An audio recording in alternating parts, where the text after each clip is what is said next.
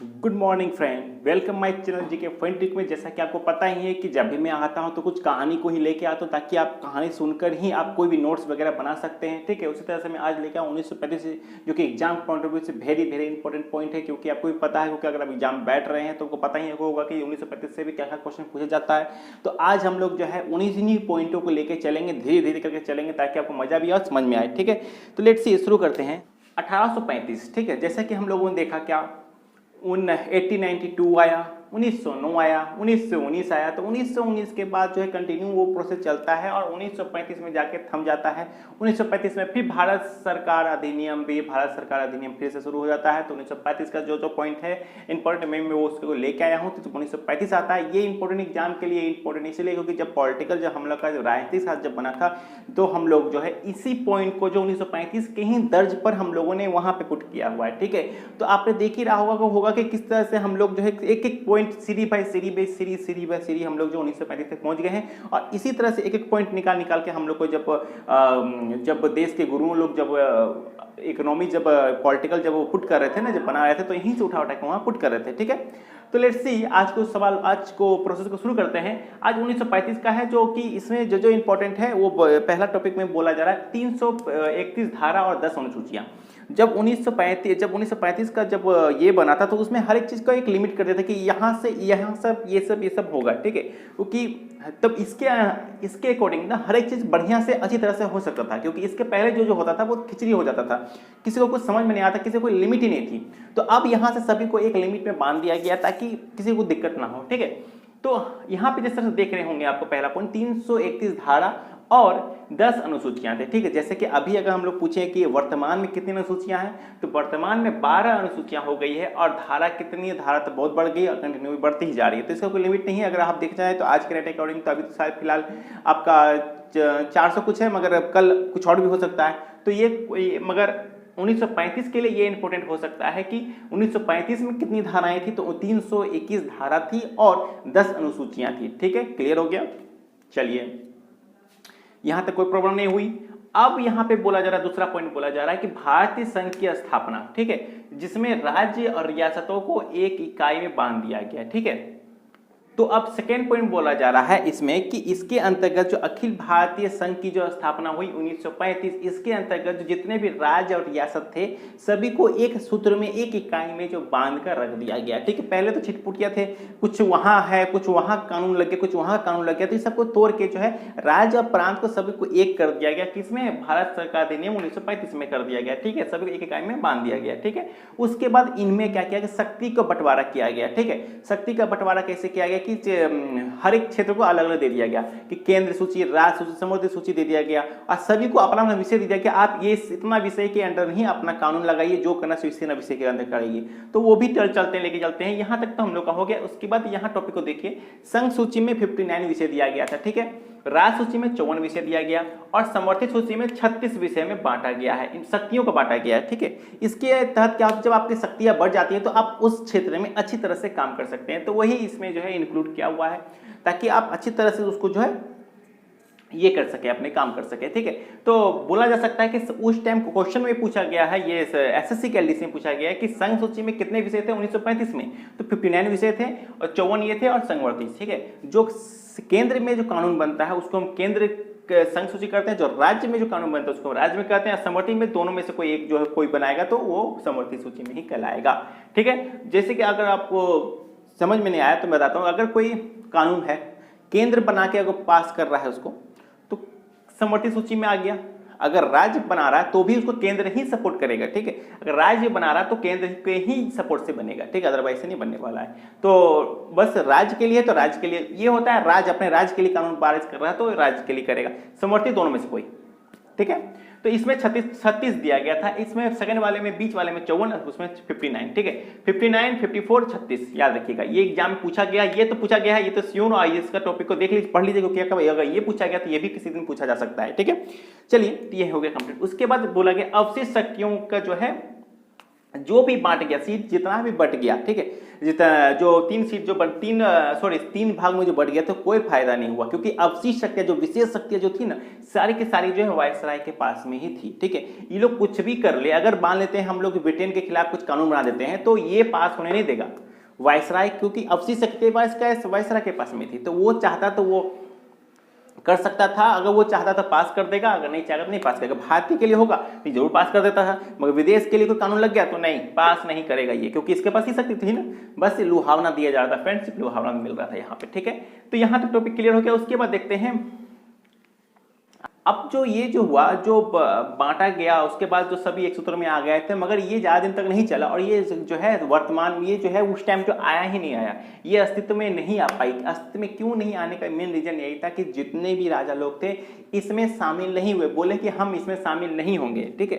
तो इस वजह से जो है ये जो है अधूरा का अधूरा रह गया, ठीक है, ये नहीं हो पाया, ठीक है।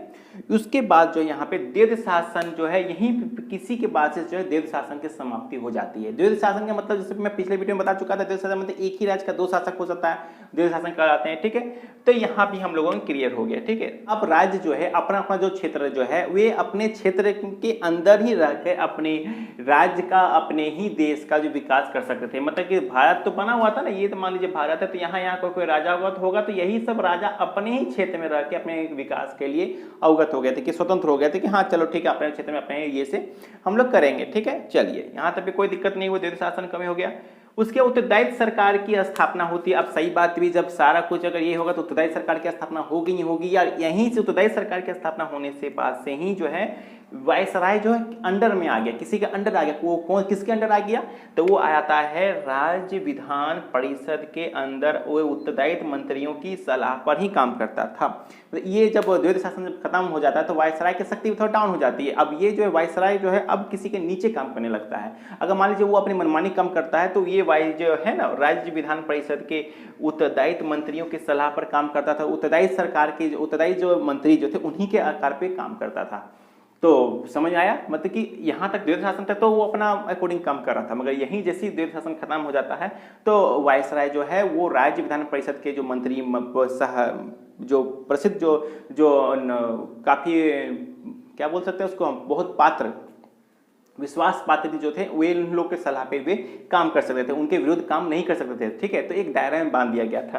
तो यही ये सब होने के बाद फिर रिजर्व बैंक, आप सुने होंगे नाम, तो रिजर्व बैंक की स्थापना जब इसी से प्रोसेस को आगे बढ़ाते हुए देश में मुद्रा वगैरह को लाने के लिए, मुद्रा स्थिति को ठीक करने के लिए जो है आरबीआई की स्थापना होती है। रिजर्व बैंक ऑफ इंडिया की स्थापना 1935 जैसे कि आपको पता ही होगा। तो इस तरह से हम लोग को इसी में मिलता है, ठीक है। चलिए आज पहला पॉइंट से शुरू करते हैं, ठीक है। तो जब ब्रिटेन के संसद जब होते, ब्रिटेन के संसद में जब क्लेमेंट एटली को जो प्रधानमंत्री के रूप में शपथ ले लिया जाता है, जब वो बैठ जाते हैं तो उन्होंने घोषणा करते हैं कि 30 जून 1947 को भारत आज़ाद कर देंगे। तो आप लोग बोल सकते हैं कि हम लोगों को एटली क्यों बोले, उसके पहले भी तो बहुत कोई आए थे, रहमान क्यों हुए, क्योंकि उस ये जो थे ये क्लेमेंट एटली जो थे वो लेबर पार्टी के थे। लेबर पार्टी शुरू से ही जो भारत के पक्ष में थे, इस वजह से जब वो प्रधानमंत्री बने तो इस वजह के बाद से जो है इन्होंने पहले आज़ाद कर दिया। ये कब बने प्रधानमंत्री, तो 20 फरवरी 1947 को। तो ये भी क्वेश्चन पूछा गया है कि क्लेमेंट एटली जो है भारत के प्रधानमंत्री जब बने तो उस टाइम का डेट पूछा गया था। तो 20 फरवरी ये भी नहीं पूछा गया, 1947 में नहीं पूछा गया, ये डेट पूछा गया था, डेट। और ये पूछा गया था शायद आई थिंक 2010 के किसी एग्जाम में पूछा गया था, ध्यान में नहीं आ रहा। तो 20 फरवरी याद रखिएगा, 20 फरवरी 1947 को जो है क्लेमेंट एटली जो है ये बने थे, ठीक है। ब्रिटेन के प्रधानमंत्री बने थे। उनके बाद उन्होंने घोषणा किया कि 30 जून 1947 को जो है भारत को आज़ाद कर देंगे। जैसे ही उन्होंने घोषणा किया, भारत में तो खुशी की लहर एक तरफ दौड़ गई और दूसरी तरफ लहर ये दौड़ गई कि जो मुसलमान लोग थे, जो उनके मन में तो बीज बोल दिया गया था ना कि ये भारत हो जाएगा हिंदू राष्ट्र है, उनके धर्म खत्म हो जाएगा वगैरह वगैरह, बहुत कुछ बोला गया था। तो उन लोगों ने सोचा कि नहीं ऐसा हुआ तब तो फिर हम लोगों को तो कुछ नहीं मिलेगा। तो फिर इन यहाँ से जो है मुसलमानों में आंदोलन शुरू कर दिया, मुसलमानों ने आंदोलन शुरू कर दिया और भारत जो है 2 गुटों में बट गया, 2 डोमिनियन स्टेट में बट गया। डोमिनियन राज्य में बटने के बाद जो है भारत अब 2 राज्य बन गया, 2 स्टेट बन गया, एक हो गया भारत, दूसरा पाकिस्तान। तो यहीं से हम लोगों का क्षेत्र शुरू हो जाता है, ठीक है। उसके बाद फिर होता है 15 अगस्त 1947 को भारत आज़ाद हो जाता है। 15 अगस्त 1947 को भारत आज़ाद हो जाने के ये मध्य रात्रि को ही आज़ाद हो जाता है, ठीक है। अब मध्य रात जब आज़ाद होता है उस टाइम महात्मा गांधी जो है कोलकाता में नहीं होते हैं, दिल्ली में रहते हैं, ठीक है। तो उस टाइम जो है कुछ वो व्यस्त रहते हैं। महात्मा गांधी बोले थे कि भारत का विभाजन तभी होगा जब मेरे लाश से होकर गुजरेगा, मेरे लाश पर ही भारत के विभाजन होगा, महात्मा गांधी जी ने कहा था, ठीक है। तो ये सब इंपॉर्टेंट नहीं है, मतलब वो कहानी है, तो कहानी की तरह आपको जानना बहुत जरूरी है कि कहानी में आखिर क्या हुआ था, वो कि उस टाइम वो लोग कहाँ थे, ठीक है। तो महात्मा गांधी शुरू से ही विभाजन के पक्ष में नहीं थे। तो लेट्स सी, यहाँ पे तो हो गया 15 अगस्त आज़ाद हो गया, भारत पाकिस्तान बन गया। उसके बाद यहाँ ये एक्ट 1947 का भारत अधिनियम आने के बाद में ही क्या होता है कि आपका जो होता है कि वायसराय का जो पद था उसे हटाकर जो है गवर्नर जनरल का पद ला दिया जाता है। तो एग्जाम में पूछा जाता है कि अंतिम वायसराय पूछा जा सकता है कि बाकी क्या बोलता अंतिम वायसराय कौन थे, तो माउंटबेटन थे। और भारत का गवर्नर जनरल कौन थे प्रथम, तो वही हो जाएगा, माउंटबेटन ही थे, क्योंकि माउंटबेटन के ही काल में जो है वायसराय का पद खत्म होता है, गवर्नर जनरल का पद आ जाता है। तो वे इसके वायसराय के पद के रूप में वे लास्ट होंगे और गवर्नर जनरल के रूप में वे फर्स्ट होंगे, ठीक है। तो इतना समझ में आ गया आपको, लेट्स सी। उसके बाद क्या होता है कि गवर्नर जनरल का जब पद जब बैठ जाते हैं, गवर्नर जनरल हो जाते हैं, तो फिर इसके बाद जो है आगे प्रोसेस शुरू होता है कि हाथ अब यहाँ से जब ये अधिनियम आ जाता है तो इनके हाथों में कुछ नहीं रहता, ब्रिटेन के हाथों से बोला गया सत्ता चला जाता है, कानून वगैरह बनाने का भी अधिकार चला जाता है। अब सारा कुछ जो है भारत के हाथों में, भारत के डोमेन के हाथों में आ गया। भारत के डोमेन आने के बाद इन लोग ब्रिटेन लोग कहते हैं कि आप लोग का संसद, आप लोग के कानून तब तक, ये हमारा कानून तब तक लगा रहेगा जब तक कि आप दूसरा कानून, नया कानून नहीं बना लेते हैं। अगर आप चाहते हैं तो बनाइए, या तो इसी कानून को इंक्लूड कर सकते हैं। बट ऐसा नहीं हुआ। भारत के लोग जो जानवे करते हैं एकदम चैलेंज लेने में मजबूत थे, चैलेंज ले लिए फट से, और वो 2 साल 11 महीने 18 दिन में संविधान बनाकर तैयार कर दिया। अब ब्रिटिश को हटा दिए, ब्रिटिश के कानून को हटा दिया गया और ये जो हो गया। अब जब विभाजन हो जाता है तो उसमें बोला, इसी ब्रिटिश ही कहते हैं कि अब विभाजन होने का किसी पर जोर जबरदस्ती नहीं किया जाएगा। जो क्षेत्र अगर चाहते हैं कि भारत में शामिल होना, भारत में शामिल होंगे, जो चाहेंगे पाकिस्तान में शामिल होना, पाकिस्तान में शामिल होंगे, और जो क्षेत्र वो अगर सोचेंगे नहीं हम अपना खुद स्वयं स्वतंत्र रहेंगे तो स्वतंत्र रहेंगे। तो इसके पीछे ही बहुत बड़ा बड़ा खेला हुआ था। तो मैं आपको बताऊंगा जब महात्मा गांधी का युग या तो महात्मा गांधी के बारे में जब पूरा डिटेल कहानी बताऊंगा ना, तो आपको बहुत अच्छी तरह से समझ में आएगी। तो फिलहाल अभी तो आप इतना 1947 को भारत को आज़ादी कीजिए अभी, ठीक है। तो यहाँ पे हो गया, कानून बना भी सकते हैं, कानून हटाया गया, क्योंकि हटाने का रीजन, क्योंकि कानून जो है हटाया गया क्यों, क्योंकि ब्रिटेन के संसद बोला गया था कि ये मेरा कानून तब तक लगा रहेगा जब तक कि आप कोई नया कानून नहीं बना लेते। तो जब बस भारत लोग कानून बना लिए, इसका कानून हट गया, भारत का संसद तो नया बन गया। लेट्स सी, शुरू करते हैं। यहाँ तक तो खत्म हो जाता है। उसके बाद यहाँ पे देखिए, अब यहाँ होता है राज्य के सचिव द्वारा जो है यूपीएससी के जो सिविल सर्वे का परीक्षा की नियुक्ति और उसका जो आरक्षण का प्रोसेस शुरू कर देता है। राज्य के सचिव के द्वारा सिविल सर्विस का जो पद है उसका और उनको आरक्षण का प्रोसेस भी शुरू कर दिया गया। और इसके में और एक सिविल सर्विस के जो लोग थे आज़ादी से पहले जो इस पद पे बने हुए थे, उनके जो सुविधाएं मिल रही थी वे सुविधा जो है ये कंटिन्यू इस पे जो मिलता रहेगा, ठीक है। इन आज़ादी के बाद वही सुविधा मिलेगी, नया सुविधा नहीं मिलने वाली थी। तो ये सब प्रोसेस को लेके आगे कंटिन्यू किया गया। उसके बाद जब तो पता ही है कि माउंटबेटन ने पंडित जवाहरलाल नेहरू को जो है प्रधानमंत्री बनाते हैं, जो कि आपको सभी को पता ही होगा, मालूम ही होगा। तो प्रधानमंत्री भारत के प्रथम प्रधानमंत्री कौन थे? भारत के प्रथम प्रधानमंत्री पंडित जवाहरलाल नेहरू थे, जो कि आपको बचपन से पढ़ते आ रहे हैं। तो यहाँ पे आप लोग समझ आ गया कि प्रधानमंत्री हो गए जवाहरलाल नेहरू, और इनको शपथ किसने दिलाया था? तो माउंटबेटन ने दिया था, ठीक है।